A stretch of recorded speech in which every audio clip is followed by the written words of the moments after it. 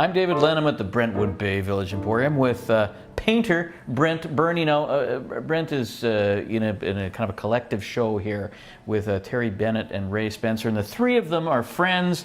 Have you ever exhibited with these two before? Yes, I've exhibited with Ray a couple of times. This is the first time with Terry. Do you have a sort of a collective artistic sensibility? I mean, I know you're doing different things in different media, but is there something philosophically that binds you, perhaps? This may sound really strange, but I think that because of our age and the kind of friends that we have a very similar kind of philosophy on a lot of things in life and in art. And I notice that people 10 years younger are a different kind of personality or a type of thought process. People 20 years younger are totally different. What binds us is we have very common experiences. And Ray used to be my sponsor teacher when I entered teaching. Well, one of the things I've noticed about the three of you in this show, and you in particular, is the Vancouver Island. You're painting about things that I've seen. There are two paintings just beside you, which are houses on stilts, and this is Winter Harbor. Can you just give me why are these houses on stilts? Because I've seen these, but I don't know what they are. Stilts is a bit of an exaggeration. I exaggerate in my art. What these are pylons that would be driven into the ocean bottom.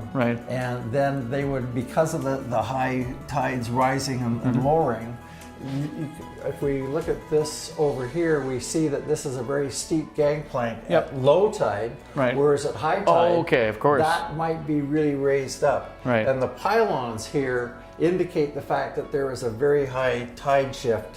And this would have, if we see cash for quality fish up here, this was a fish buying place. I doubt that it's even in existence anymore, David. I don't think it would even be in existence. It's good to capture that, though. The history of the island, the places that are gone.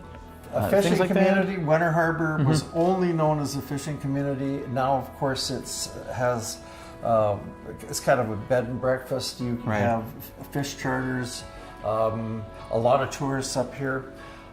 If this was still in existence, it would be because somebody decided to kind of make it a museum because it's a piece of history. I think the fact that it might be gone puts the value of that painting up immediately. Now, it's up another $1,000. I'd like to think so. Let me ask you this. You painted both acrylics and in oils. Yes. Do you prefer one or the other? And there's a huge difference in using those media. I love both. Both have it. When I was an art student, acrylics weren't that well developed, so we were trained in oil.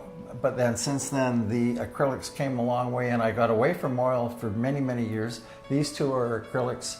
The thing about acrylics is when you put it down, it tends to get lighter and less intense as it dries. So what you paint is not quite what you see, which means you're always kind of overestimating what the colors are. But it makes it look so good, it pops. Yes. Hey, inspiration-wise, is there a sense of E.J. Hughes? Yes, I love because that E.J. is Hughes. like evokes a bit of that for me. Those colors, especially in the clear lines. Group of Seven, E.J. Hughes, my favorites. Yeah, absolutely. And E.J. Hughes is a local guy, just about where we are. He lived on Shawnigan Lake, but he traveled up and down Vancouver Island. And it's funny that a lot of artists they follow E.J. Hughes. He was here, 60, 70 years ago.